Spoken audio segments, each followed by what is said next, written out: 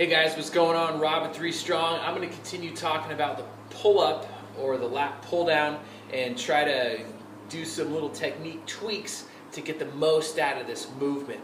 Last time I talked about how to get the shoulder blades set so you can activate the smaller stabilizing muscles in the backside of your body.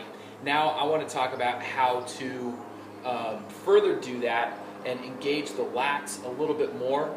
And it's the focus you need to keep on your hands and what your hands are doing and essentially how that's going to affect the rest of the chain all the way through the back. Okay, so if you look at my bench press videos or my overhead press videos, there's a technique that I like to use teaching people how to press. Well, in the last video, I mentioned that the shoulder position is essentially the same whether you're pressing or pulling. And so if that technique works with benching and overhead pressing, why shouldn't we do the same thing with pull-ups?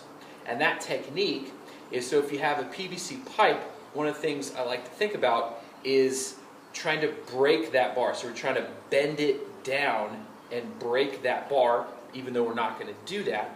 But notice what happens to my elbows. My elbows start to tuck in a little bit. And what this does is it's almost like we're trying to push something underneath our armpit. Well, that thing, that movement that we do here, even if I'm pressing, I can already feel my lats starting to activate. Because what does the lat do? The lat is helping to pull the arm down.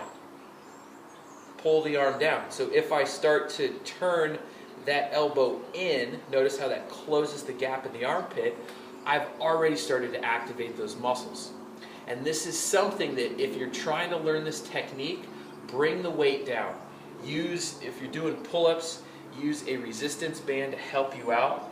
Anything, because this will make it a little bit more challenging, but as you start practicing it and getting all those little muscles to activate even more, the pull-ups are going to feel incredibly solid. Okay. So if we think about breaking that bar, let's apply that to the pull-up bar.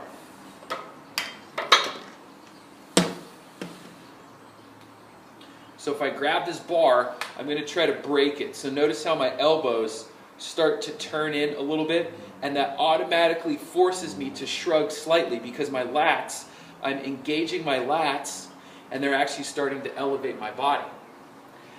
As I'm going up, I'm actually pulling, I'm trying to break that bar, which causes those elbows to come in, and I'm driving those elbows in instead of letting them flare out. So let's grab that bar, and once we start to pull, we're going to try to break the pull-up bar.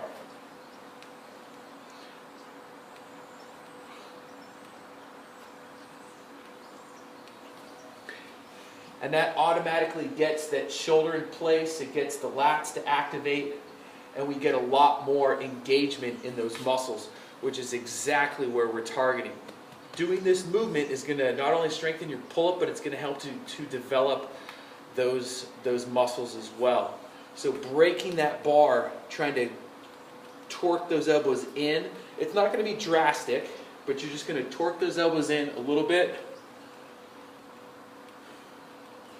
And that's really going to get those lats working and get you into that pull-up. All right? See you next time.